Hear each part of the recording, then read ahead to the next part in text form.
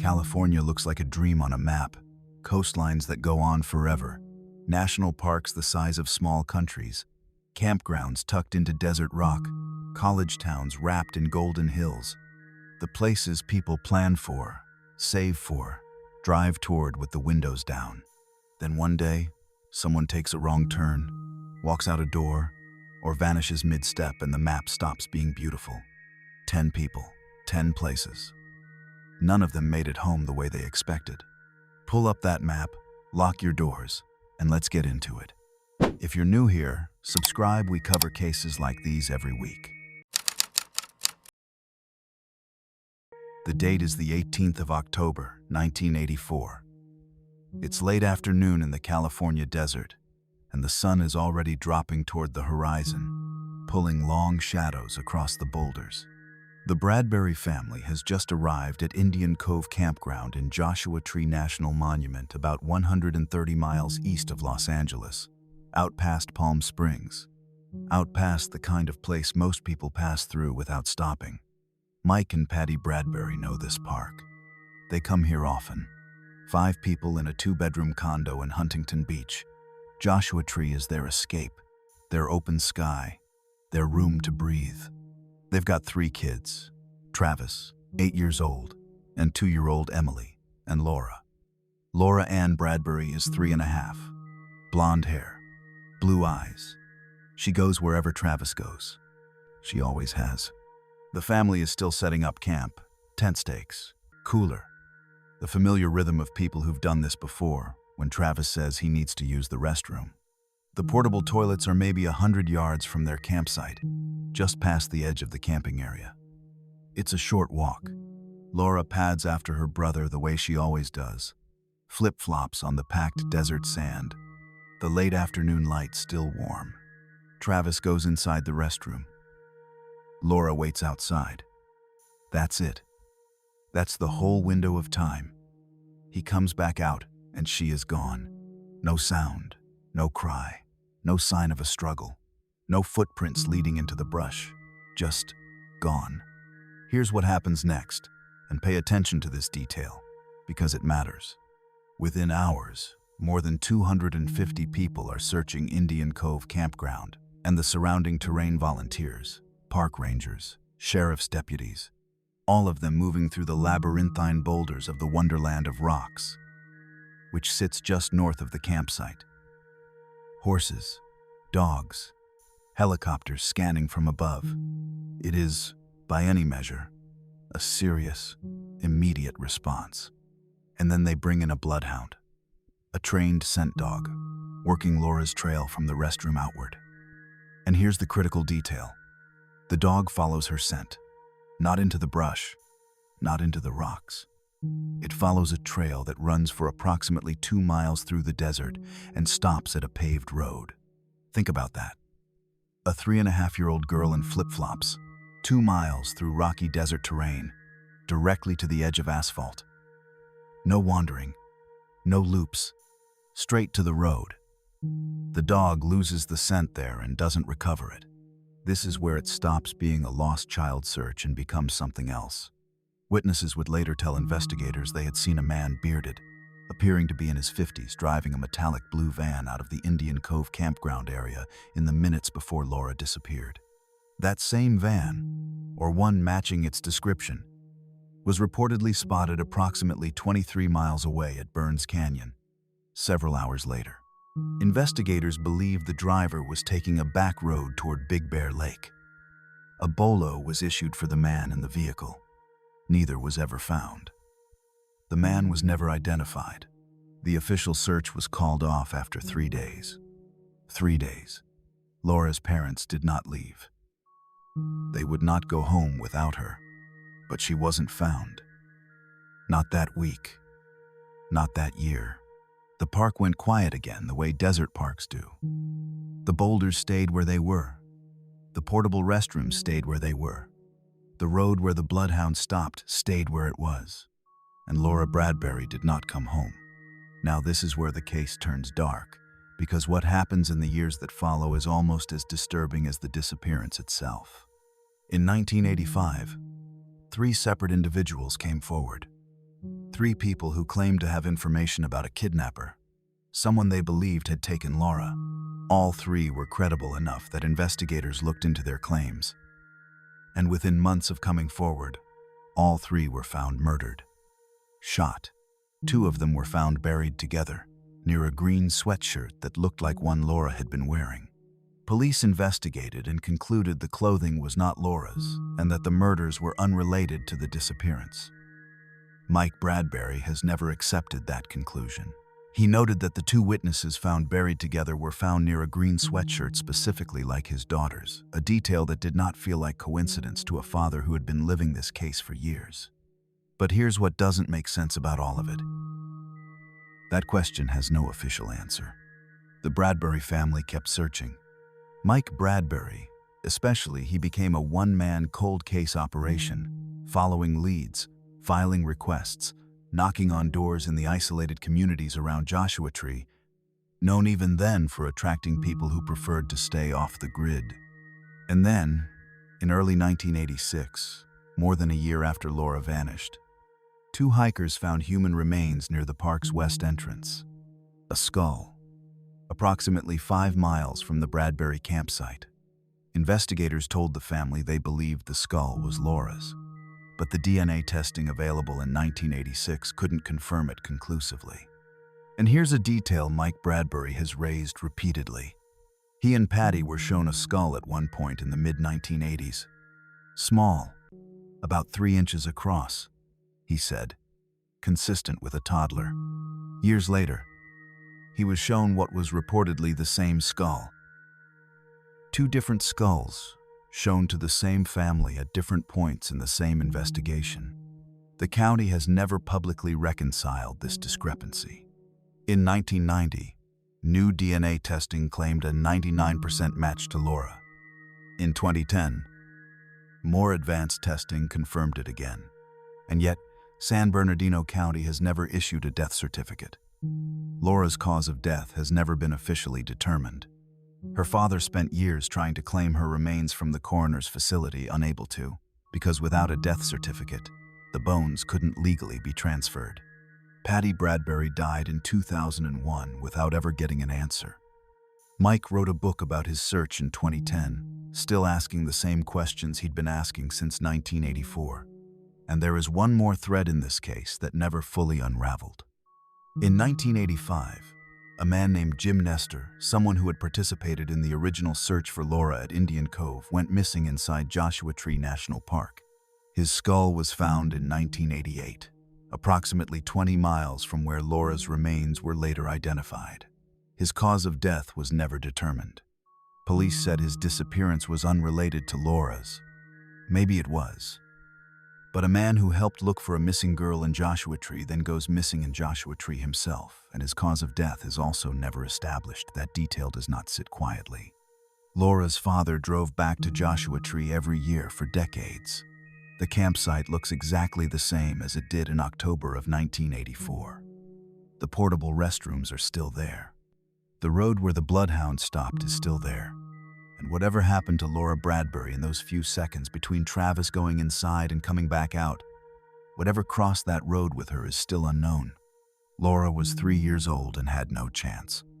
The next one is worse because she was 19, steps from her dormitory room, and the person responsible was standing right in front of investigators for 26 years. The skull controversy doesn't end with the DNA confirmation. It ends with silence. San Bernardino County never issued a death certificate. The remains stayed in a coroner's facility. Mike Bradbury kept asking. The county kept not answering. And somewhere in that bureaucratic silence is the clearest summary of how this case was handled from the very beginning. A 3-year-old girl vanished in broad daylight. 3 people with information about her kidnapper were murdered, and the family spent decades unable to even bury what was left. That is the Laura Bradbury case. A scent trail ending at a road, a blue van that was never found, 3 dead witnesses that police called a coincidence, and a skull that took 26 years to officially confirm and still has no cause of death attached to it.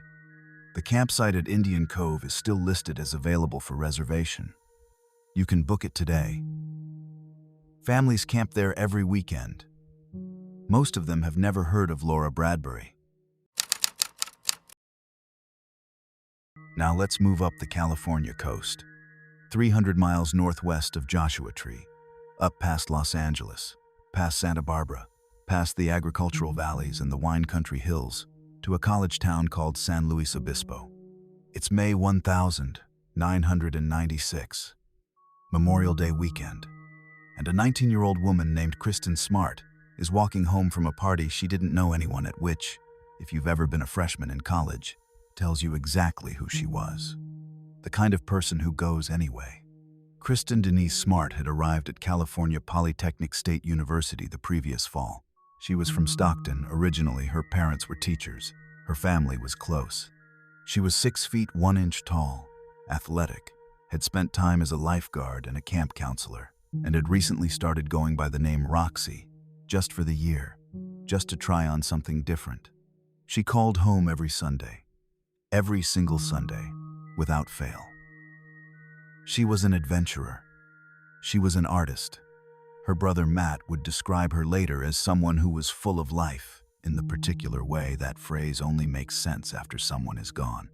On the evening of Friday, May 24th, 1996, Kristen went to a birthday party on Crandall Way, just off the Cal Poly campus on Fraternity Row. She didn't know anyone there. She went alone. Around 2 in the morning on May 25th, 2 other students, Cheryl Anderson and Tim Davis, found Kristen passed out on a neighbor's lawn near the party. She'd had too much to drink. They helped her to her feet and started walking her back toward her dormitory. Here's the critical detail. A third student joined the group. His name was Paul Flores. He was a freshman from Arroyo Grande, and his dormitory was near Kristen's. He told Anderson and Davis that since he lived close to her anyway, he'd make sure she got home safely. The 2 other students peeled off. Paul Flores and Kristen Smart continued walking toward the dorms together. That is the last confirmed moment anyone other than Paul Flores saw Kristen Smart alive. Sunday came. No call home. Her parents waited. Then her friends realized she hadn't come back to her dorm room. Not Friday night. Not Saturday. Not Sunday. A missing persons report wasn't filed until 2 days after she was last seen. 2 days during which the trail went cold. The weekend scattered the student population, and Paul Flores had time to do whatever he needed to do. When investigators started asking questions, they noticed something about Paul Flores almost immediately. He had a black eye, a fresh one. He told different people different stories about how he got at a fight, an accident, a fall. The stories didn't match up. He told a campus investigator one version. He told classmates another. Multiple women later came forward to say that Flores had a reputation on campus that had nothing to do with being a good neighbor, walking someone home safely. Several alleged he had physically or sexually assaulted them, incidents both before and after the night Kristen disappeared. Investigators also learned something about how Kristen had described him at the party. According to one of her friends, Flores had been trying to flirt with her that night, had at one point fallen on top of her. He made her uncomfortable. And yet he was the one who volunteered to walk her home. But here's what doesn't make sense, or rather, here's what makes all the sense in the world and was ignored for 25 years. In June 1996, just weeks after Kristen vanished, law enforcement brought cadaver dogs to the Cal Poly dormitories. They searched 113 rooms. 4 independent dogs, working separately, all reacted to the same location, the corner of Paul Flores' mattress. Human decomposition. In his room, the room he had occupied on the night Kristen Smart was last seen alive. That is not a coincidence. That is not ambiguous. 4 dogs, 113 rooms, 1 result. And yet Paul Flores was not arrested. He was questioned. He was surveilled. He was followed. He eventually pleaded the Fifth Amendment in a 2005 civil wrongful death suit brought by Kristen's family, which was then dropped for lack of evidence. A bloody earring later believed to potentially belong to Kristen was found on a property connected to the Flores family. It was logged as evidence, and then it was lost. gone, misplaced by the very law enforcement agency that was supposed to be building a case. Kristen Smart was declared legally dead in 2002, 6 years after she disappeared. Her family had billboards up. Her case was on national television. Her parents never stopped. And the man who walked her home in the dark, the man whose mattress 4 dogs flagged for human decomposition, was living his life. Scott Peterson, who would later murder his pregnant wife Lacey in a case that consumed the nation, attended Cal Poly at the same time as Kristen. He was briefly looked at in connection with her disappearance. He denied any involvement and was ruled out. But the fact that his name entered the case at all, that 2 of the most infamous missing person investigations in California history overlapped on the same college campus, is the kind of detail that stays with you. And that's the last confirmed time anyone saw Kristen Smart on a dark residential street in San Luis Obispo, walking toward her dormitory with a man who had a black eye by Monday morning, whose room smelled of death to 4 trained dogs 6 weeks later, and who would not be arrested for 25 more years. The case doesn't end there. It gets more complicated. And then it finally, after more than 2 decades, gets something close to justice. But justice and answers are not the same thing. And for the Smart family, one of those still hasn't arrived. The years between 1996 and 2018 are a study in how a case can be simultaneously active and stalled. The San Luis Obispo County Sheriff's Office reviewed the Kristen Smart file regularly. Thousands of hours of investigator time. Surveillance on Paul Flores, covert and overt, according to the sheriff at the time. Wiretaps on Flores' family phones. All of it producing nothing that crossed the threshold for an arrest. Paul Flores moved around. He stayed in California. He had run-ins with the law miner. Unrelated. The women who had alleged assaults against him were listened to and then, in the way these things often go, filed away. The cadaver dog evidence from 1996 was compelling but not conclusive enough. Prosecutors said, for a jury. The lost earring was gone.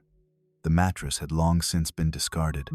The physical evidence that existed in the weeks after Kristen disappeared had rotted away across 25 years of institutional delay. And then, in 2018, a journalist named Chris Lambert did something that law enforcement had not managed to do. Lambert launched a podcast called Your Own Backyard, dedicating it entirely to the Kristen Smart case. He interviewed witnesses, retraced timelines, and published the kind of granular, sourced reconstruction that the case had never received in mainstream media. The podcast found an enormous audience. It also found law enforcement. The San Luis Obispo County Sheriff's Office, under new leadership, began a fresh review. In February 2020, search warrants were served on properties connected to the Flores family, including a property in Arroyo Grande owned by Paul's father, Ruben Flores. Investigators brought in ground-penetrating radar. They brought in cadaver dogs again. On April 13, 2021, 25 years, 10 months, and 19 days after Kristen Smart was last seen, Paul Flores and his father Ruben Flores were arrested. Paul was charged with first-degree murder. Ruben was charged with accessory after the fact, accused of helping his son conceal Kristen's remains. The trial began in July 2022. Monterey County Superior Court moved there from San Luis Obispo due to the saturation of local publicity. It lasted 3 months. Prosecutors laid out what they believed had happened on the night of May 25, 1996, that Paul Flores had sexually assaulted Kristen Smart in his dormitory room, that she had died as a result, and that he had concealed her body with the help of his father. The cadaver dog evidence from 1996 was presented. Testimony from women who had alleged prior assaults by Flores was presented. Forensic evidence from the Arroyo Grande property was presented. On October 18, 2022, the jury returned its verdict. Paul Flores was found guilty of first-degree murder. Ruben Flores was acquitted of the accessory charge. The evidence against him, the jury found, was not sufficient beyond a reasonable doubt.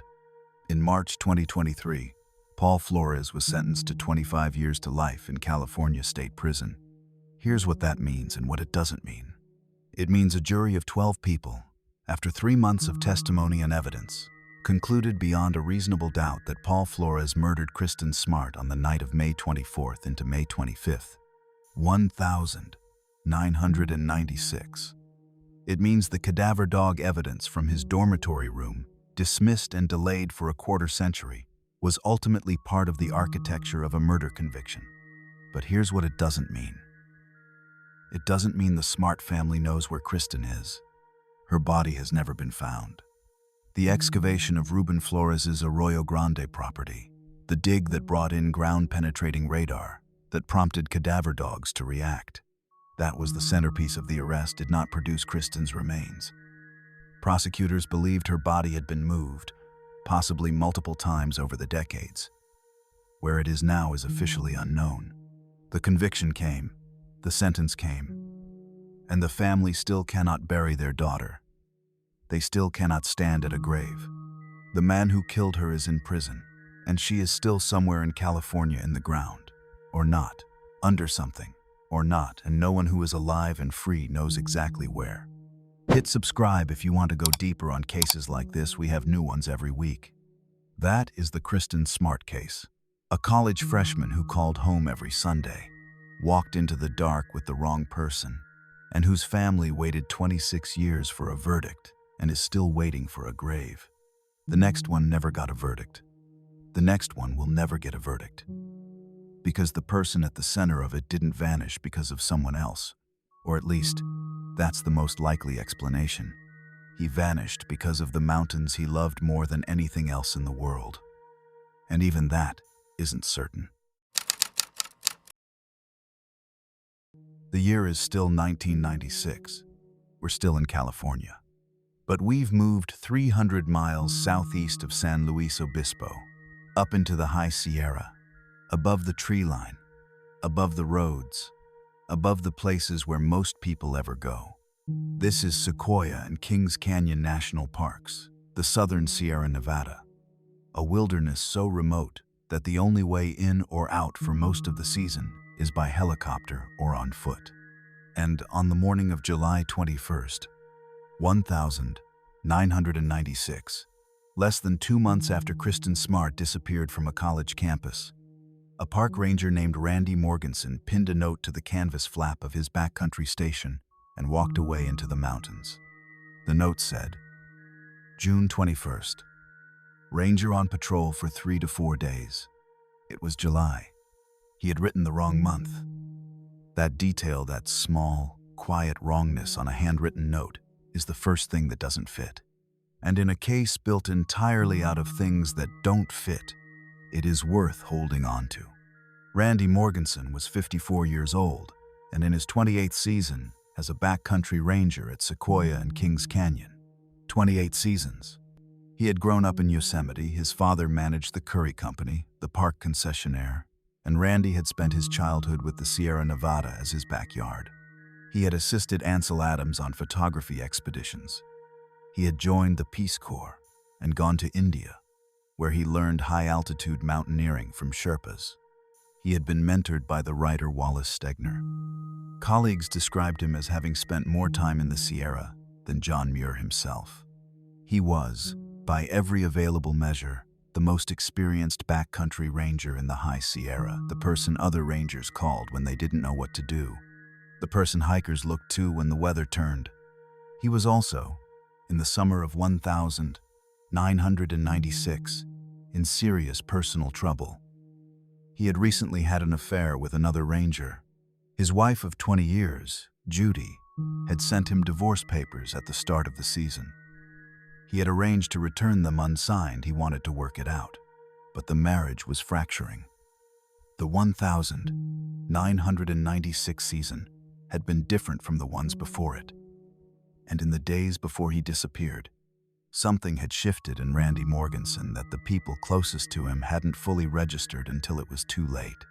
His station was 2 miles east of Bench Lake, deep in the Kings Canyon backcountry, at elevations between 8,000 and 12,000 feet. There are no roads. There is no cell service. There is no way to reach it except by trail or by air. Before he left on July 21st, he did two things that stand out. He left his Smith & Wesson .357 Magnum revolver behind a Ranger. Leaving his sidearm at the station before a solo patrol is unusual, and he radioed two colleagues.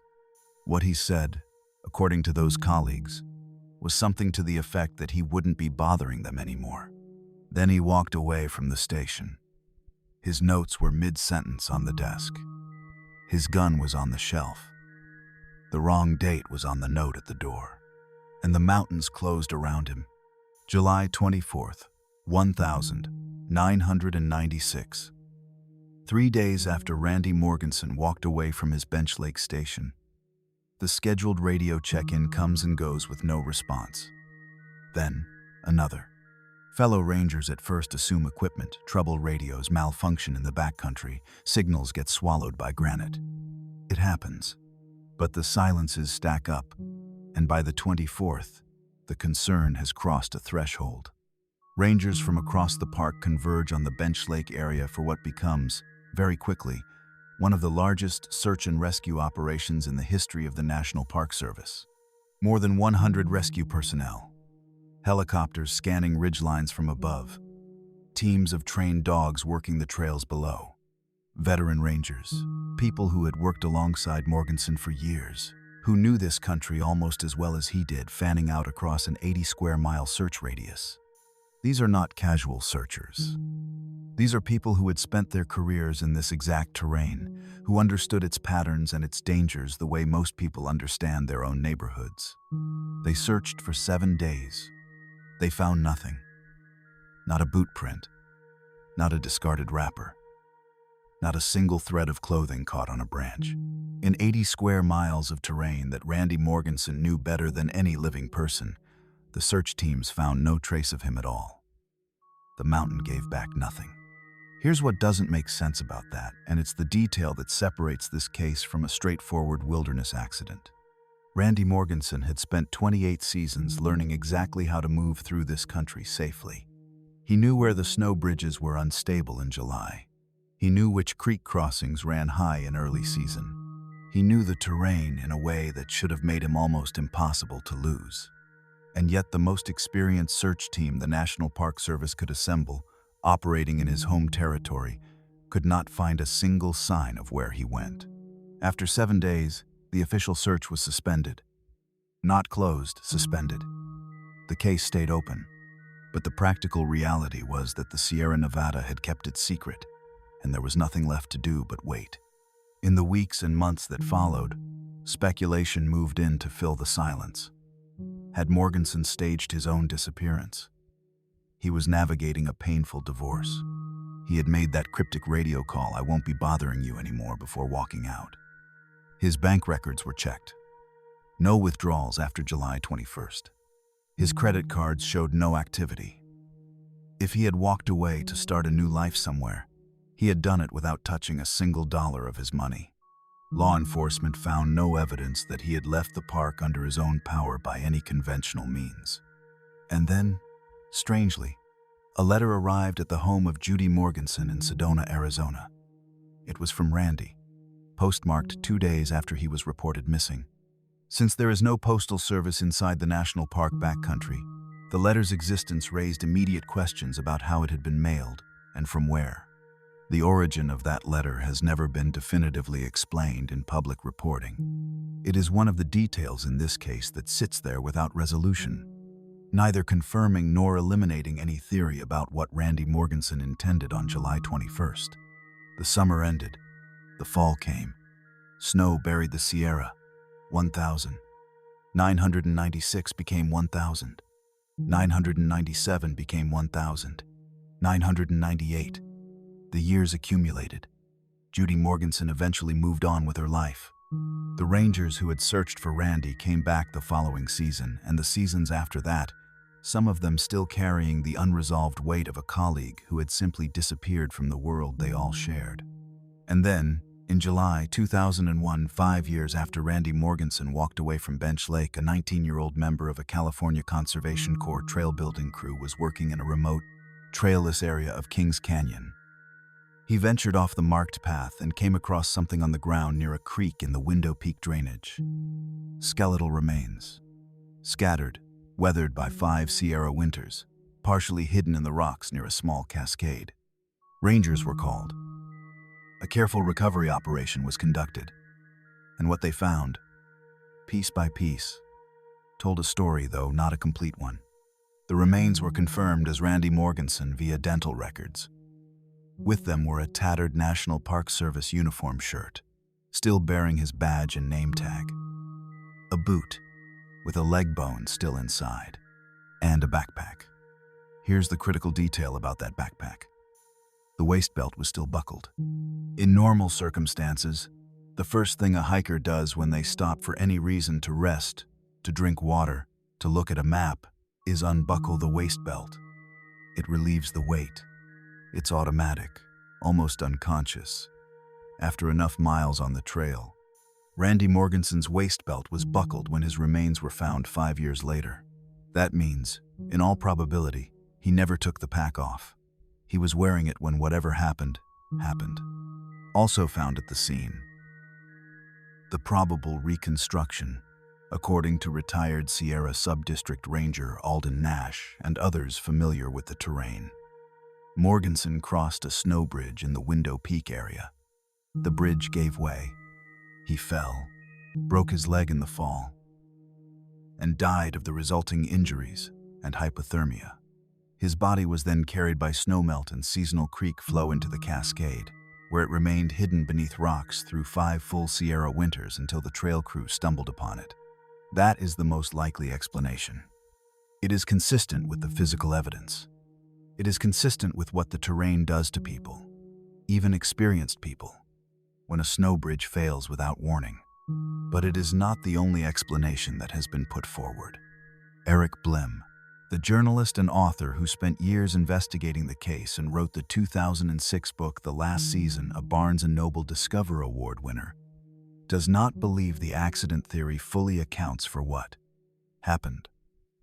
Blem points to the cryptic radio call, to the misstated note, to Randy's state of mind in the summer of 1996, the affair, the divorce papers, the burnout that had been building for years in a man who had given nearly 3 decades to a job the bureaucracy around him had made increasingly difficult to love. Blem raises the possibility that Morgenson may have chosen to disappear not to start a new life elsewhere, but to end his life in the mountains, in the place that had defined him, in a way that would appear accidental so that Judy would receive his $100,000 National Park Service death benefit rather than face a denial on suicide grounds. That theory is strongly contested by people who knew Randy. It is unverified. It may be wrong, but Blem's argument is not that it definitely happened, it's that the evidence doesn't rule it out. And in a case this quiet, in terrain this remote, with a man this complicated, the honest answer is that no one knows for certain. What is known? His badge was recovered from a creek bed in the Sierra Nevada in 2001. His handwriting was still on the desk at the Bench Lake station when Rangers went back to close up for the season.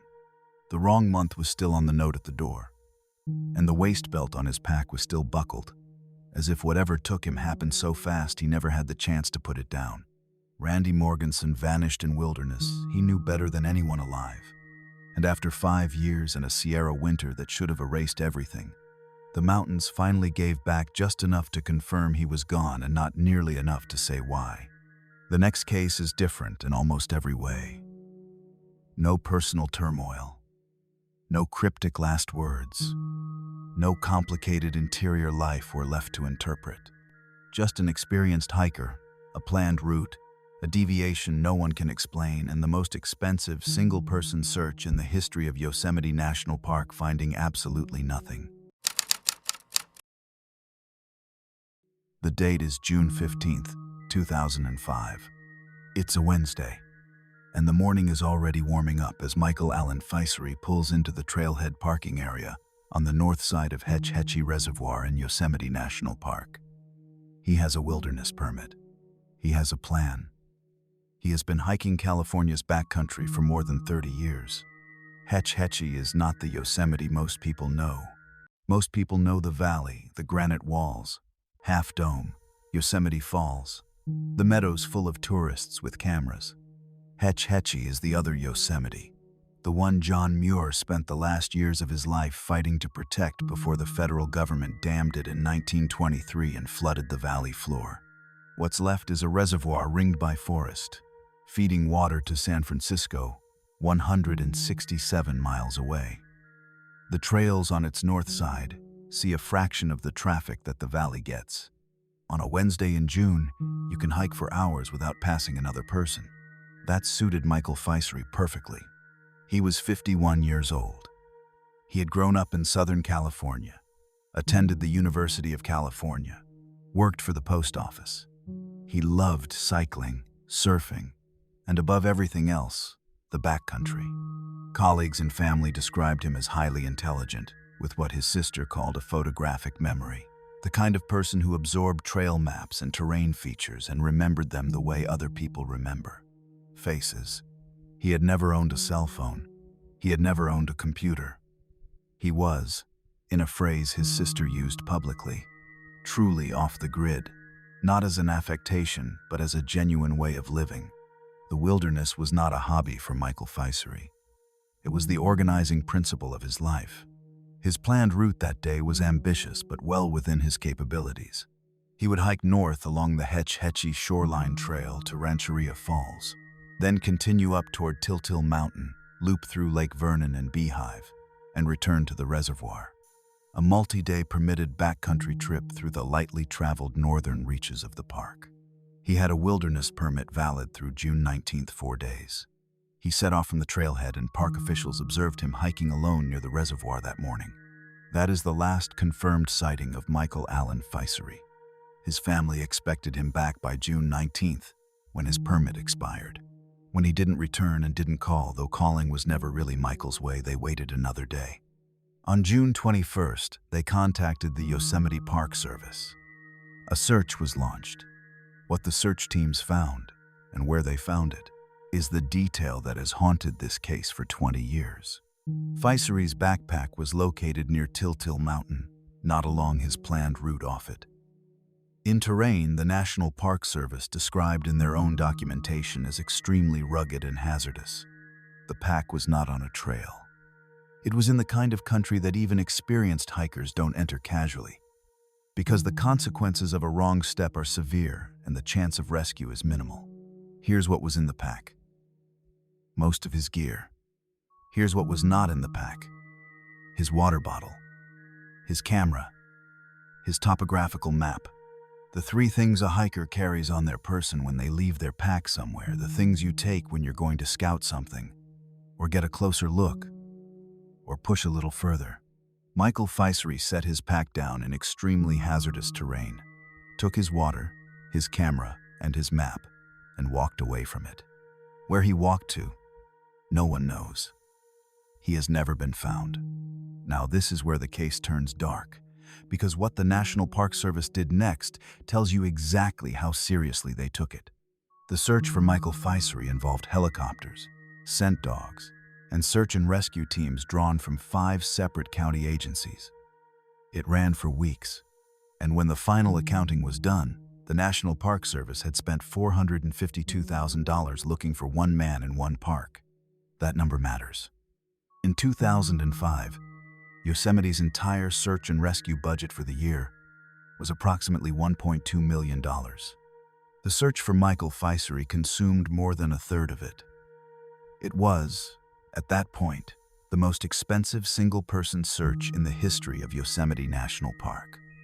One man, one park, nearly $500,000, and nothing to show for it, no remains, no gear beyond the abandoned backpack, no direction, no trace. Here's what doesn't make sense.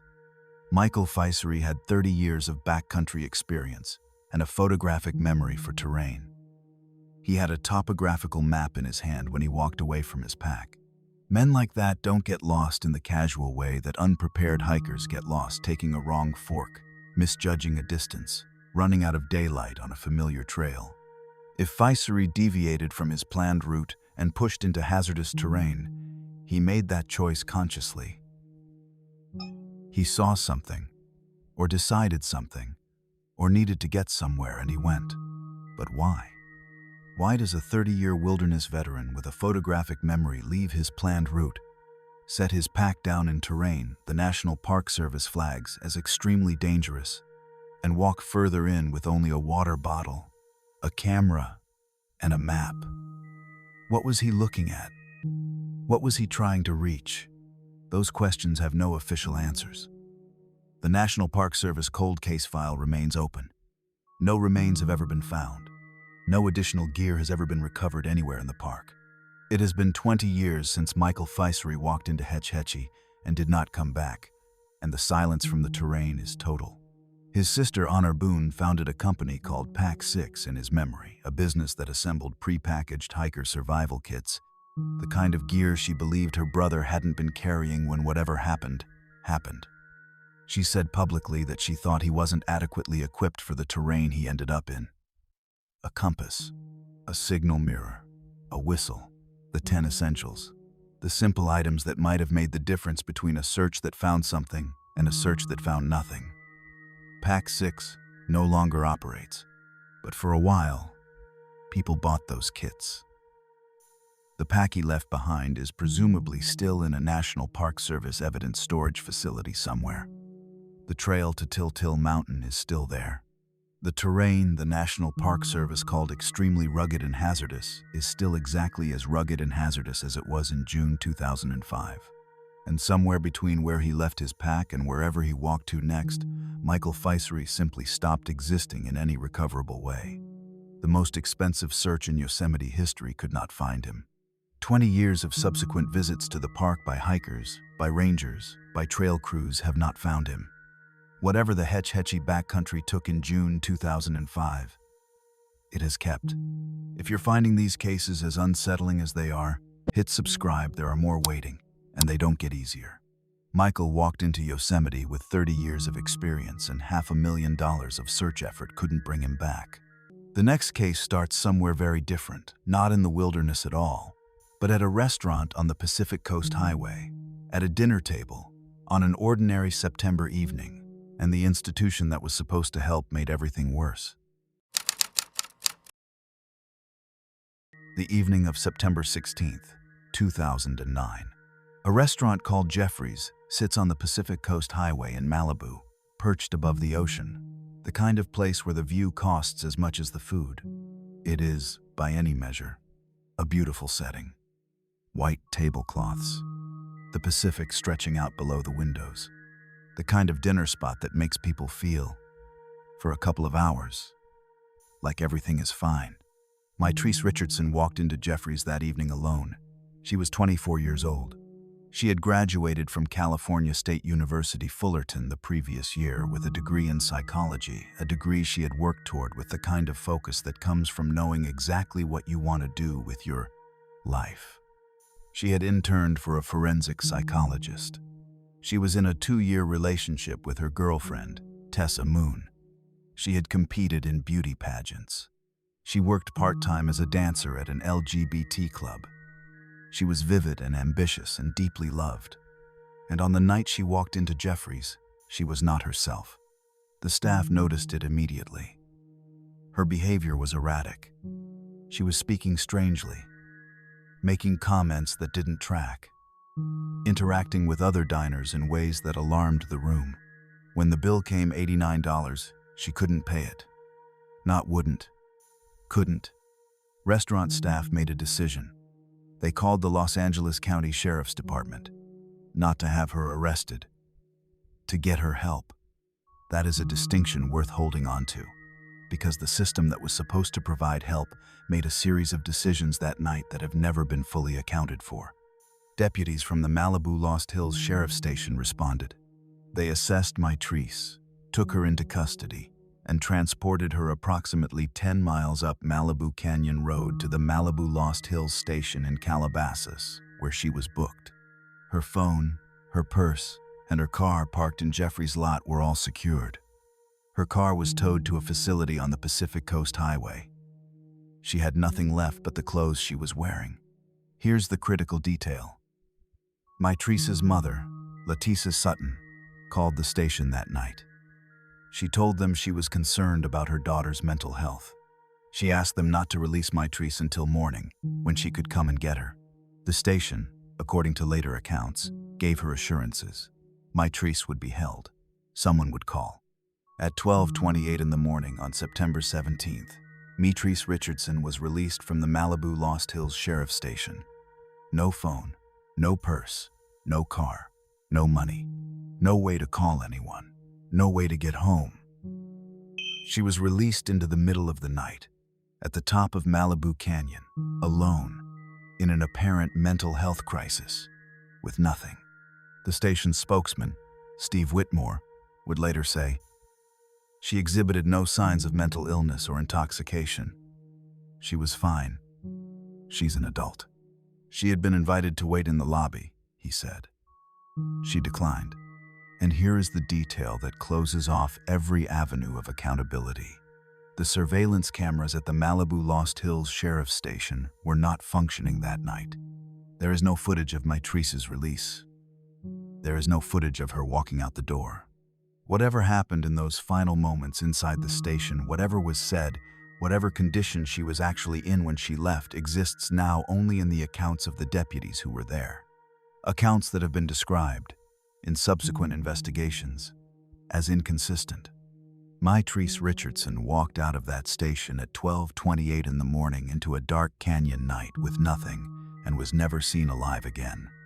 In the early morning hours of September 17th, a resident of Monte Nido, a small community approximately 5.5 miles from the sheriff's station, reported seeing a young woman in their backyard.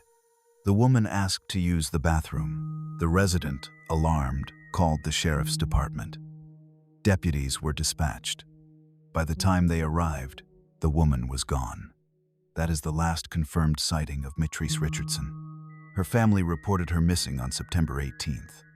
The search that followed was extensive, but fractured, complicated by jurisdictional questions, by the terrain, by the sheer improbability of how a woman with no resources had traveled 5.5 miles on foot through Malibu Canyon in the middle of the night. In January 2010, the Los Angeles County Sheriff's Department launched one of the largest searches in its history. 300 volunteers, helicopters, ground teams, 18 square miles of canyon terrain combed over the course of a single day. Mitrice was not found. On August 9th, 2010, 11 months after she disappeared, California State Park rangers, hiking into a remote area of the Santa Monica Mountains known as Dark Canyon, made a discovery. They were there to check whether an illegal marijuana farm, previously raided, had been re-established. Instead, they found skeletal and partially mummified human remains. Mitrice Richardson was identified via dental records. She was approximately 6.5 miles from the sheriff's station that had released her into the night. What was found with her, and the condition in which it was found, has driven her family's fight for answers ever since. Her skull and spinal cord were detached from the rest of her skeleton. Her belt, her bra, and her jeans were found scattered hundreds of feet apart, down the ravine. She was naked when her remains were discovered. The Los Angeles County coroner conducted an examination and classified the cause of death as undetermined, not accidental, not homicide, undetermined. The case was officially not a homicide, but the handling of the scene added layers of controversy that still haven't been resolved. The coroner's helicopter was diverted twice, once to rescue stranded hikers in another part of the mountains, before the forensic team could process the scene. By the time the coroner's investigators reached Dark Canyon, the scene had already been partially disturbed. Detectives had removed Mitrice's remains before full forensic documentation was completed, a decision that the family's independent forensic consultant, Clea Koff, described as a serious breach of protocol. And then Koff found something else. When she examined Mitrice's body bag as part of her independent review, she found a bag of Mitrice's clothing inside it, clothing that had never been sent to a crime laboratory for testing. It had simply been placed in the bag and sat there, untested, through the entire investigation. Koff held a press conference in December 2010 to announce her findings publicly, because the family had run out of other ways to make the system respond. In 2011, the Richardson family settled a civil lawsuit against Los Angeles County for $900,000. In January 2017, the California Attorney General's office concluded a review of the circumstances surrounding Mitrice's release and declined to bring charges against anyone involved. In December 2021, the Los Angeles County Board of Supervisors voted to re-establish a $10,000 reward it had lapsed more than a decade earlier, apparently without anyone noticing, bringing the total available reward to $30,000.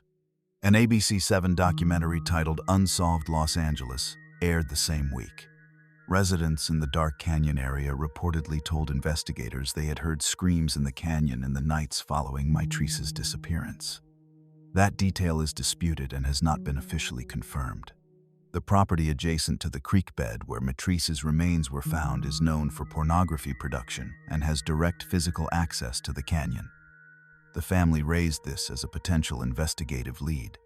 It was not pursued, at least not in any way that has been made public. How did Mitrice Richardson travel 6.5 miles through rugged canyon wilderness, at night, with no shoes suited for hiking, no phone, no money, in an apparent mental health crisis? How did she get to Dark Canyon? Why are her clothes scattered hundreds of feet apart? Why is the cause of death listed as undetermined more than 15 years later? Her father still says she was taken there against her will. The county paid $900,000 and has never provided a different explanation. Jeffrey's restaurant is still open on the Pacific Coast Highway. The view from the tables is still beautiful. The next case starts with surveillance footage, 6 seconds of a young woman walking out of a gate. And then, 20 miles away, 5 days later, a car on the shoulder of that same highway with everything still inside it, the lights on, and the battery dead. January 28th, 2017. It is early morning, not the soft early morning of a sunrise, but the hard, cold, pre-dawn kind, when the streets are empty and the light is still a few hours away. In Calabasas, California, a gated residential community in the hills above the San Fernando Valley, a security camera mounted at a private property entrance records a young woman walking out through the gate. She walks with purpose. She turns a corner. The camera doesn't follow her around it. That footage lasts approximately 6 seconds. It is the last confirmed image of Elaine Park that exists anywhere. Elaine was 20 years old. She had grown up in La Crescenta, a quiet suburb tucked into the foothills northeast of Los Angeles, with her mother Susan, who described her daughter as bubbly and outgoing and magnetic, the kind of person who filled a room without trying to. She had been a cheerleader at Crescenta Valley High School. She had taken acting classes, had landed minor roles on television, small parts in Desperate Housewives, MAD-TV, and ER. She was working towards something larger, the way young actors in Los Angeles do, with more hope than certainty but enough talent and drive to keep going. She was known, by those closest to her, to struggle with depression. The night before she disappeared, Elaine had driven to Calabasas to spend time with her on-again, off-again boyfriend, a man named Divine Compeer. They took an Uber to the movies that evening, came back to his house afterward. At some point in the early hours of January 28th, around 4 in the morning, Elaine suffered what Compeer described as a panic attack. She was agitated and distressed. At 6:05 in the morning, the security camera at the property gate recorded her walking out. She was heading toward her car, a gray 2015 Honda Civic parked near the property. Compeer told investigators he remained at his residence. He was cooperative with police throughout the investigation and was never considered a suspect. He said he stayed home. She left. That is, as far as anyone has been able to establish, exactly what happened. And then nothing. She did not arrive home. She did not contact her mother. She did not contact friends. The day passed. Then another. On January 30th, 2 days after the gate footage, Susan Park reported her daughter missing to the Glendale Police Department. Now this is where the case turns dark. Because on February 2nd, 5 days after Elaine was last seen walking out of that gate, a passerby spotted a vehicle pulled over on the shoulder of the Pacific Coast Highway, south of Corral Canyon Road in Malibu. The car was a gray 2015 Honda Civic. It was Elaine's. The doors were unlocked. The key was in the ignition. And the battery was completely dead drained, which takes time, which means the car had been sitting there with its lights on for an extended period before anyone noticed it.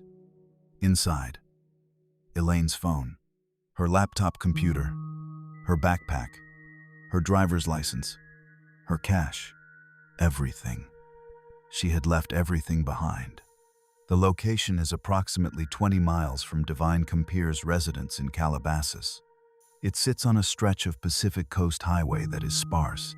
At that point, no nearby businesses, no foot traffic, no surveillance cameras covering that particular shoulder. The rocky coastline drops away on one side. The Santa Monica Mountains rise on the other. It is not a place where people park and go for a walk. Glendale Police and the Los Angeles County Search and Rescue Team responded immediately. 4 bloodhounds were brought in and worked the area around the car. Divers searched the rocky coastal waters just offshore. Ground teams moved through the surrounding terrain.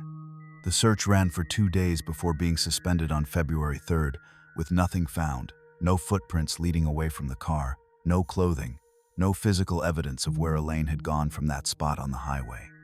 Here's what doesn't make sense. And it is a layered problem. The dead battery means the car had been sitting there engine off, headlights draining the battery long enough to go completely flat. Depending on the car and the conditions, that can take anywhere from a day to several days.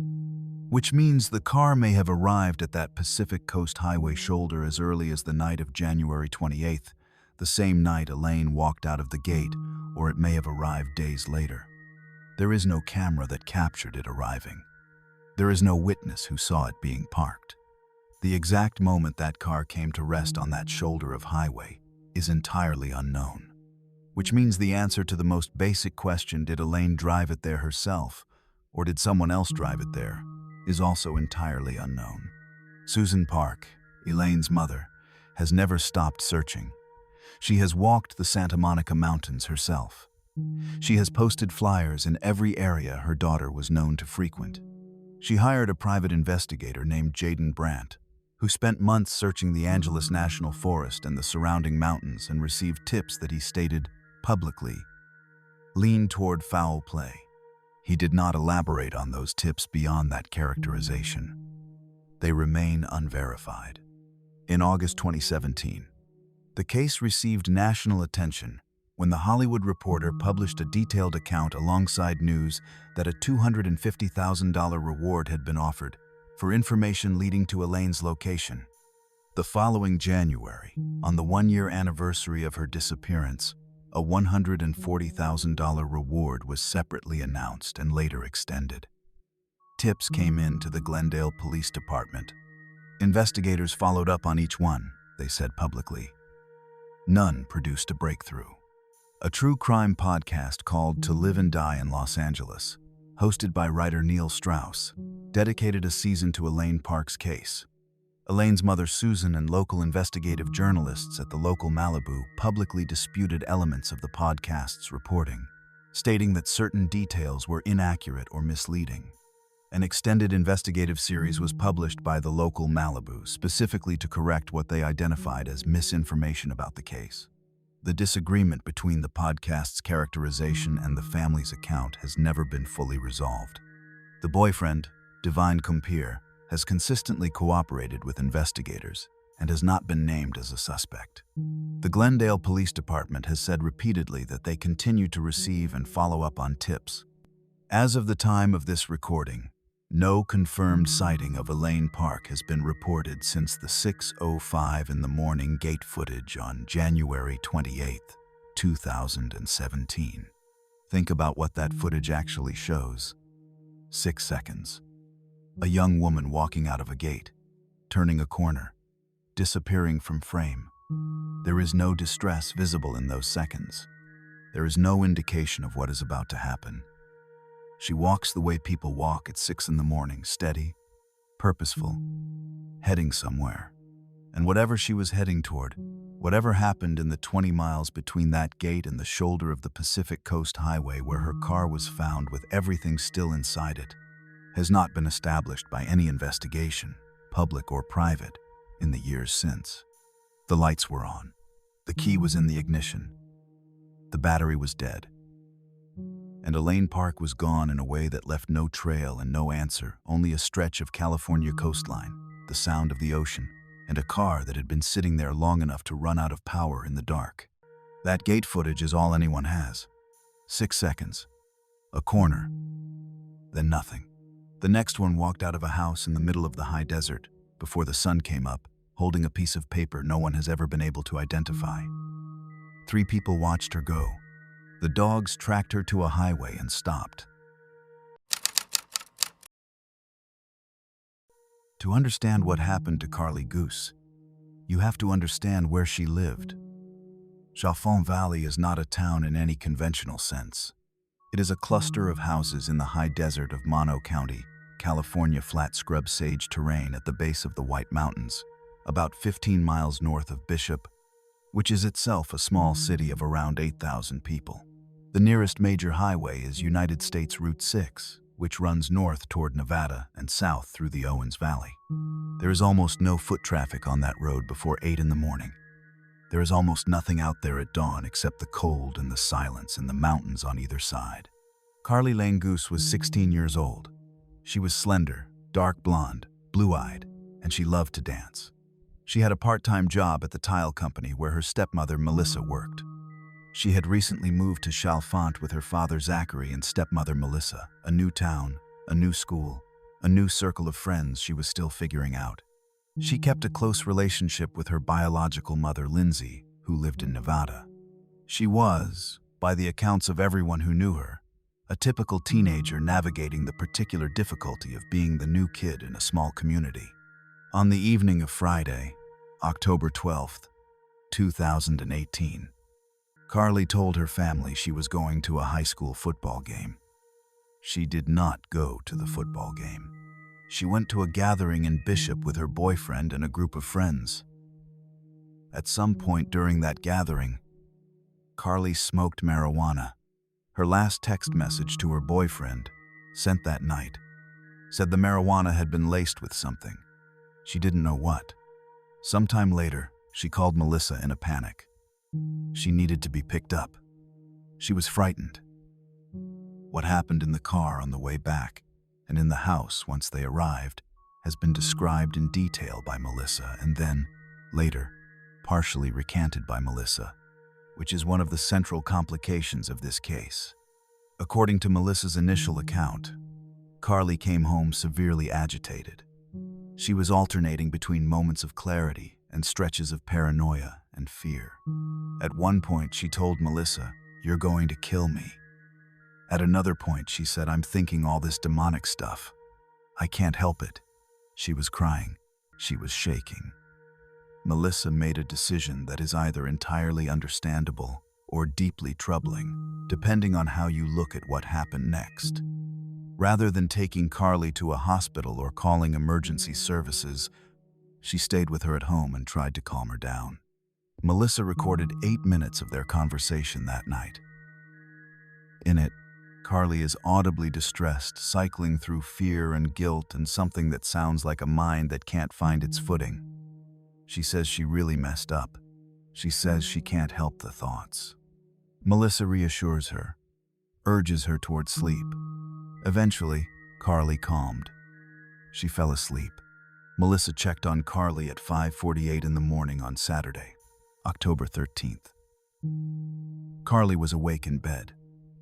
Melissa, still exhausted herself, fell back asleep in the same room.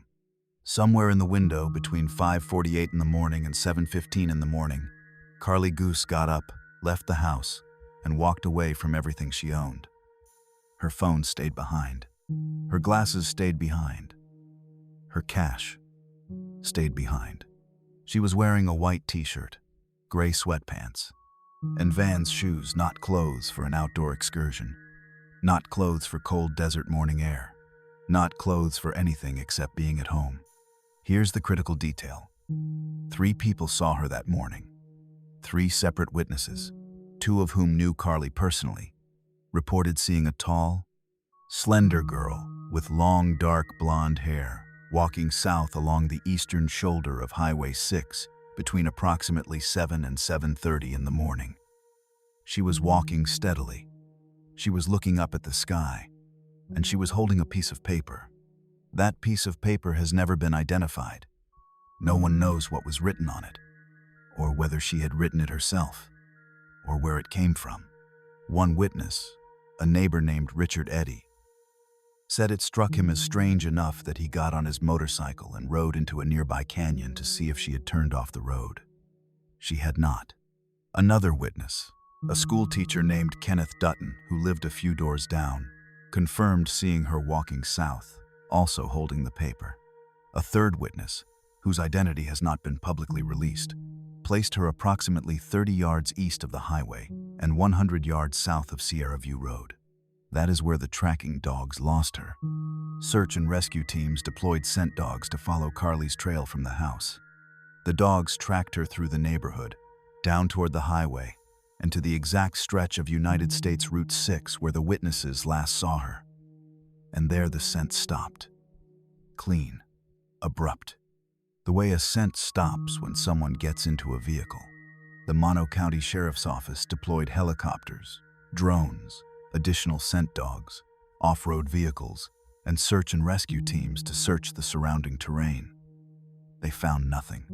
On October 20th, a week after Carly disappeared, the sheriff's office stated publicly that her case did not meet the criteria for an Amber Alert because there was no evidence or indication of an abduction. She was classified as a missing person. No crime had been established. Then, in March of 2019, the case shifted in a way that has complicated every reconstruction of events since.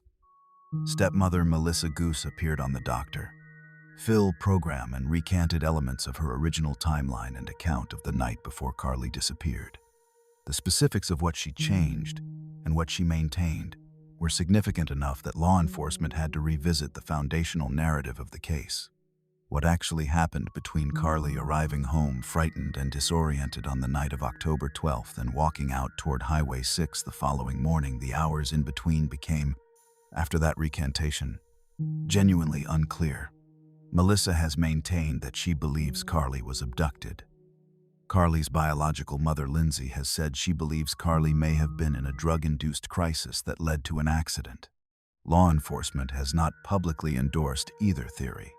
Father Zachary Goose was arrested in 2021 on a charge of corporal injury to a spouse, a separate domestic incident which added scrutiny to the household without providing any clarity about Carly. In March 2021, a witness contacted the Mono County Sheriff's Office and claimed to have seen Carly at a party in Tonopah, Nevada, approximately 100 miles north of Chalfant Valley along the Highway 6 corridor. Investigators located a vehicle they believed may have been used to transport her there.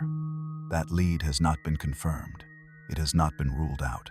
If it is accurate, it means that while her family was searching the desert around Chalfant Valley, Carly had already been moved 100 miles away by someone driving north on the same highway where the scent dogs stopped. The FBI has offered a $5,000 reward. The family has offered $20,000. The case remains open and classified as a missing person with no established crime. But here's what doesn't make sense, and has never made sense. Carly Goose left her phone, her glasses, her money, and walked out into a cold desert morning in a white t-shirt and Vans shoes, holding a piece of paper. 3 people watched her walk toward a highway. Dogs tracked her to that highway and stopped cold. And somewhere between the last witness sighting and whatever happened next, she was gone. The piece of paper was in her hand. It was in her hand when the first witness saw her. It was in her hand when the third witness saw her. Nobody has ever said what was on it. Nobody knows where it is now. It may be the most important piece of evidence in the case, and it has never been recovered. 3 people watched her walk away from the neighborhood toward a highway in the cold October desert morning. Nobody stopped her. Nobody asked if she was all right. And that road led somewhere. It always leads somewhere, but no one has been able to establish where it led for Carly Goose. The next one drove toward the canyons above Malibu at dawn, posted a video from an overlook, and then sent a text that said something crazy is going on and that he wanted to talk while he still had the chance. The summer of 2018 was an unsettling one in the canyons above Malibu. On June 22nd of that year, a man named Tristan Beaudet was shot and killed while camping with his 2 young daughters at Malibu Creek State Park. It was a random act of violence. A shooter, later identified and convicted, who had been firing at vehicles and campers in the area for months before the murder. By August of 2018, when Matthew Weaver Jr. drove his silver BMW up into the Santa Monica Mountains before dawn, the canyon corridor above Topanga and Malibu had seen at least 7 confirmed shooting incidents in the space of a few months. Local residents were on edge. The hills above the coast felt dangerous in a way they normally didn't. Matthew Jonathan Weaver Jr. was 21 years old. He had recently moved out of his stepmother Brooke's home in Simi Valley and into his own apartment in Granada Hills, a step toward independence, toward figuring out what his adult life was going to look like. He worked as a lineman for his father Matthew Weaver Sr.'s telephone pole construction company. He had just broken up with his long-term girlfriend in early August. He was making new friends, adjusting to a new apartment, navigating the particular unsettledness of being 21 and in transition. His stepmother Brooke described him simply: social, loyal, the kind of person who didn't just fall off the grid and disappear. On Thursday, August 9th, Matthew picked up his paycheck from his father. He told him he was going to hang out with a new female friend that night. He drove to her place after midnight, and the two of them spent the next few hours together. At around 4:30 in the morning on Friday, August 10th, he dropped her off at her home and got back in his car alone. What happened next is documented in pieces, through cell phone data and surveillance footage and a timeline his family has spent years trying to reconstruct. After dropping his friend off, Matthew's phone data shows his car moving not toward his Granada Hills apartment, but toward the Santa Monica Mountains, toward the canyon roads above Topanga and Malibu. At some point between 5:30 and 6 in the morning, he posted a Snapchat video from an overlook. The view was wide. The hills were still dark. He was there, at that hour, alone, for reasons that have never been established. At 7:15 in the morning, surveillance footage captured his silver BMW traveling on the Topanga Tower motorway, heading toward Rosas Overlook above the Backbone Trail and Hondo Canyon. At 7:28 in the morning, he was active on social media. The morning was moving forward. Whatever was happening up there on that mountain road, Matthew Weaver was still in it, still present, still connected to the world below. And then, at approximately 11:55 in the morning, he sent a text message to a friend. It said, "Something crazy is going on. And then, I want to talk to you while I have the chance." He was never heard from again. Here's what doesn't make sense about those words, or rather, here's what makes them so difficult to set aside. There is a gap of more than 4 hours between the last surveillance footage of his car and that text message. 4 hours on a remote mountain road above Malibu, in a corridor that had seen shootings all summer. And when Matthew Weaver finally made contact with someone he trusted, the message he sent read like a man who wasn't sure he was going to get another opportunity. "While I have the chance." Just after midnight on August 11th, the night after Matthew sent that text, a witness called 911. They reported hearing a man and a woman screaming for help near the intersection of Stunt Road and Shuren Road in the canyon below Rosas Overlook. Police responded. They found Matthew's silver BMW abandoned on the Topanga Tower motorway, near the overlook. The car was there. Matthew was not. His phone was not in the car. His wallet was not in the car. His keys were not in the car. His clothing was not in the car. And here's the critical detail about the car itself. The trunk lock was damaged. Not worn, Not old damage damaged. Someone had forced it, or struck it, or it had been involved in something that bent the metal around the lock. Law enforcement searched the canyon 3 times, possibly 4. The family's account of how many official searches were conducted differs from what agencies have confirmed publicly. Nothing was found. Not a shoe, not a phone, not a piece of clothing. The terrain around Rosas Overlook and Hondo Canyon is steep and heavily vegetated, not impossible to search, but unforgiving. Things can stay hidden there for a long time. In January 2019, family members and friends conducting their own volunteer search found 3 items in the area near where Matthew's car had been abandoned. A hat, a torn t-shirt with what appeared to be bloodstains, and a car key. They turned this evidence over to the Lost Hills Sheriff's Station, the agency with jurisdiction over the area where Matthew disappeared. That evidence sat in an evidence locker at the Lost Hills Station for approximately 3 months before being transferred to the Los Angeles Police Department, which had taken primary case responsibility based on Matthew's Granada Hills home address. The LAPD eventually conducted DNA testing on the t-shirt. The results came back inconclusive. The jurisdictional situation surrounding this case is, to put it plainly, a mess. Matthew lived in Granada Hills, LAPD territory. He disappeared in the Santa Monica Mountains above Malibu Lost Hills Sheriff's Department territory. California Highway Patrol was the first agency to respond to the scene on August 11th. 3 separate agencies, overlapping jurisdiction. And when the family requested the initial incident report, the most basic document in any law enforcement response, no agency could produce one. The LASD said they had nothing on record. CHP said the same. LAPD, which eventually took the case, had inherited it from a jurisdiction where the paperwork apparently didn't exist. Over 2 years, LAPD changed the lead detective on Matthew's case 5 times. 5 different detectives. Each transition meant re-establishing context, re-explaining the timeline, reconvincing a new investigator that the case was worth active attention. The family described each detective change as starting over from 0. Matthew's father, Matthew Weaver Sr., became increasingly consumed by the case, conducting his own searches, pressing agencies for information, pushing against every wall he encountered. In 2020, his mental health deteriorated to the point of crisis. He was arrested after a shootout with the California Highway Patrol following a breakdown at his property in Sylmar. His daughter, Colleen, said publicly that her father's collapse was a direct consequence of 2 years of grief and institutional stonewalling. Local investigative journalists at the local Malibu connected Matthew's disappearance to those of Mitrice Richardson and Elaine Park, 3 people who had vanished in overlapping geography in the same canyon corridor above Pacific Coast Highway in Malibu, within years of each other.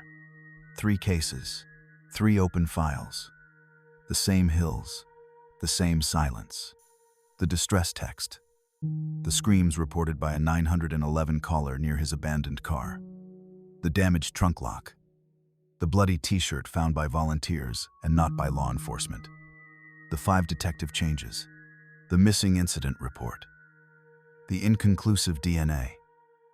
All of it pointing in a direction, and none of it crossing the threshold that closes a case. His last text said he wanted to talk while he had the chance.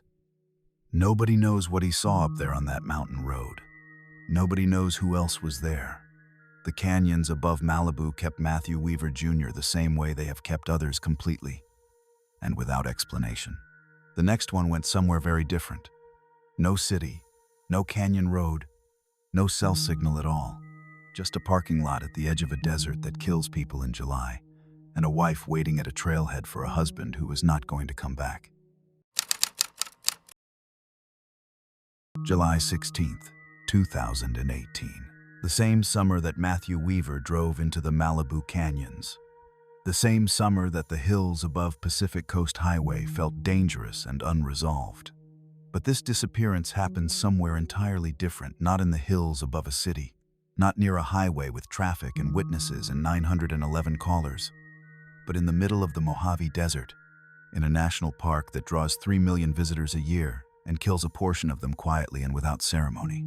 Joshua Tree National Park in July is not the Joshua Tree that appears in photographs. The photographs show the twisted trees against a blue sky, the enormous orange boulders stacked like something a giant left behind, the open expanse of desert that looks, in the right light, almost gentle. July is not that Joshua Tree. In July, the exposed terrain reaches temperatures that exceed 110 degrees Fahrenheit in the afternoon. There is almost no shade on most trails. Water sources are sparse, and in some areas non-existent. The Park Service issues warnings about summer hiking that are not suggestions. They are the kind of language agencies use when they know people are going to die and they are trying, without much success, to stop it from happening. Even experienced hikers have a narrow window in that heat before the desert begins to take them. Paul Miller knew this, or should have. He was a Canadian, from Guelph, Ontario, an experienced outdoorsman by the accounts of people who knew him. He had come to Joshua Tree with his wife, and the plan they had settled on was straightforward. She would wait at the trailhead while he went on a solo day hike into the park, a defined route. An agreed return time, the kind of arrangement that works when everything goes as expected. On the morning of July 16, 2018, Paul Miller set out from the trailhead. His wife watched him go. He did not come back at the agreed time. She waited. Then she alerted park rangers. The search that followed was immediate, and multi-agency rangers, sheriff's deputies, search and rescue teams moving through the terrain in July heat that made the search itself dangerous. The Desert Sun, the regional newspaper based in Palm Springs, covered the effort in real time. CTV News in Canada picked it up quickly, because a Canadian family stranded in a California desert with no answers draws attention on both sides of the border. The search was scaled back on July 18th, 2 days after Paul disappeared with no trace found. Not a boot print on a recognizable trail, not a piece of discarded gear, not a body. In terrain where a lost hiker in that heat would have at most 48 hours before the desert made the outcome irreversible, the absence of remains is one of the most disorienting details of the case. The desert does not hide bodies well, as a general rule. Bodies found in heat exposure cases are usually located within the expected search radius, within days. Paul Miller was not. His wife gave interviews to the Desert Sun describing each day as hell. That is not a metaphor or a figure of speech. It is the plainest possible description of what it means to be the person who watched someone walk away and cannot get an answer about what happened next. She had been there. She had been at the trailhead. She had watched him go in. She was the last person to see him alive, and she had no information to offer investigators beyond the direction he had walked and the time he had left. In November 2018, Paul's sister flew from Canada to California. She drove to Joshua Tree. She retraced the routes that search teams had covered. She spoke to local media and appealed to anyone who had been in the park in mid-July who might have seen something, passed someone on a trail, noticed anything at all. It was the kind of search a family conducts when they have accepted that official resources have been exhausted and they have nothing left to offer except their own presence in the place where someone they loved was last seen. The desert offered nothing back. Here's what doesn't make sense, or at least what sits uneasily in the mind of anyone who has spent time thinking about desert survival.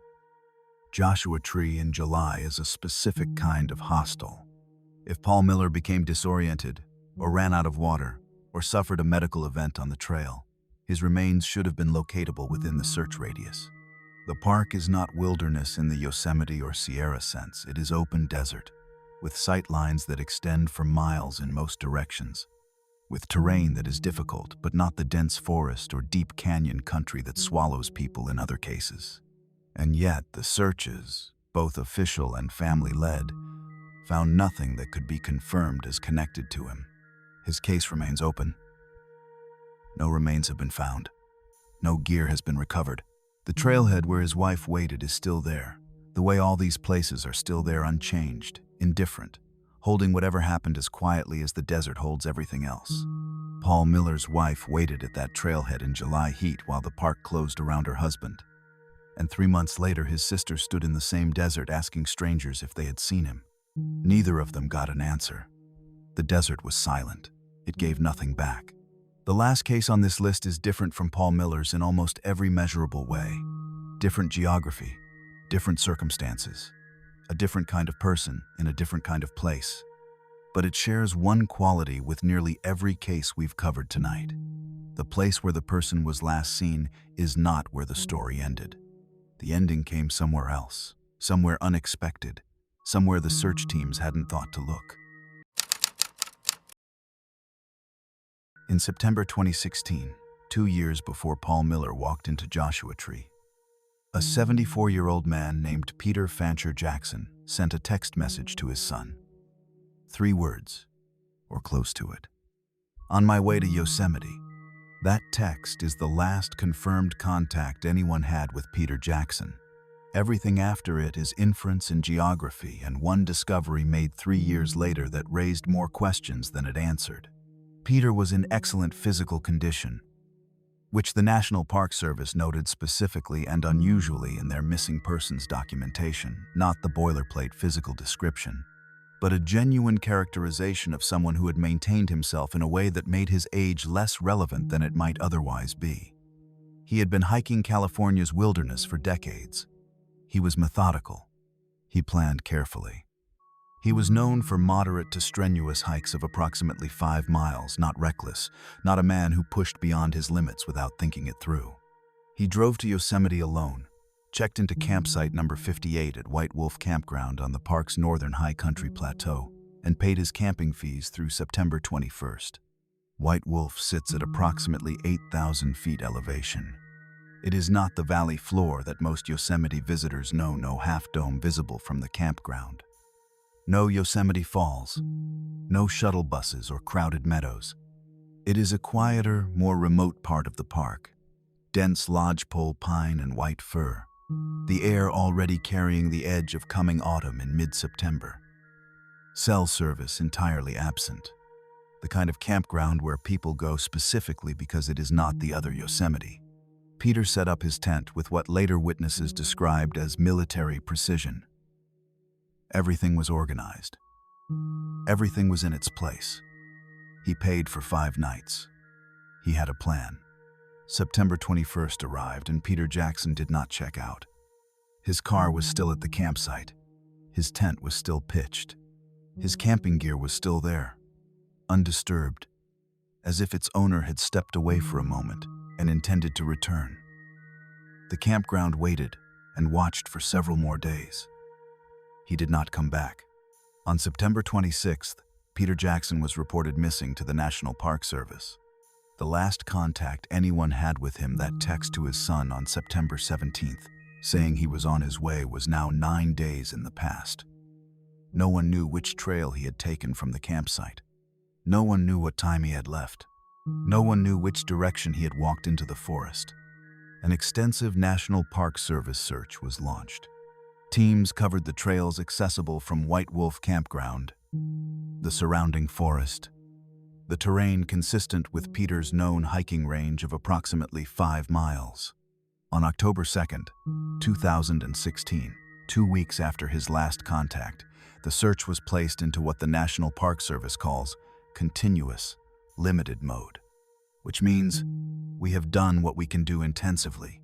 We have found nothing, and we are keeping the file open while reducing the active search. Peter Jackson joined the list of more than 30 unsolved missing persons cases in Yosemite National Park. The most recent one, the one that is still open as of today. And then, 3 years later, something surfaced. August 2019. 3 years after Peter Jackson's tent sat undisturbed at campsite number 58 and no one could find which way he had walked into the trees. A trail maintenance crew was working in a remote section of Yosemite's western terrain, the Ackerson Meadow and Aspen Valley area, a stretch of land on the park's western boundary that had only been officially incorporated into Yosemite National Park in September 2016, the same month Peter Jackson disappeared. The crew is doing erosion control work. They are not searching for anyone. They are not following a lead or responding to a tip. They are doing the kind of routine maintenance that keeps backcountry trails functional. The work that puts people in corners of the park that casual visitors never reach. And under a fallen tree, in a remote section of terrain that the average Yosemite day hiker would never approach, they find a backpack. It is weathered. It has been through 3 Sierra winters, but it is identifiable, a royal blue outdoor products day pack, the kind of bag a methodical man might choose for a day hike from a carefully organized campsite. The serial numbers are checked. The distinctive wear patterns are examined. It is Peter Jackson's pack. The location where it was found is approximately 7 to 8 miles from White Wolf Campground.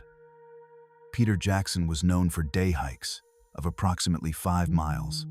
To reach Ackerson Meadow from White Wolf by established trails requires a trek of more than 10 miles through challenging terrain. The pack was not lying on a trail. It was not sitting in the open where a hiker might have set it down to rest. It was under a fallen tree, obscured, partially sheltered, in a position that requires some explanation beyond simply dropped or discarded. Here's the critical detail that makes this discovery stranger than it might initially appear. Ackerson Meadow was added to Yosemite National Park in September 2016, just weeks before Peter arrived. Before that addition, it was adjacent to the park, but outside its official boundaries. The trail network in that newly incorporated area was minimal. Signage was sparse or non-existent. The terrain was not mapped in the way established park trails are mapped. A hiker approaching from White Wolf, even an experienced one, would have been moving into country that had just become part of the park without any of the infrastructure that typically comes with that designation. Did Peter Jackson know about the addition? Did he set out specifically to explore newly accessible wilderness? The kind of move a lifelong hiker might make when a boundary shifts and new country opens up. Or did he simply hike farther than intended, cross into terrain he didn't recognize, and become disoriented in country that had no trail markers because it had only just become a park? Or is there a third explanation for how a pack ends up hidden under a fallen tree, 7 miles from a campsite, in a section of wilderness that had been part of Yosemite for approximately 3 weeks? No one can say. The pack was found. No remains were found near it. No additional gear was recovered in the surrounding area. The discovery opened the questions back up and then left them open. Peter Jackson's case remains on the National Park Service Cold Case Registry.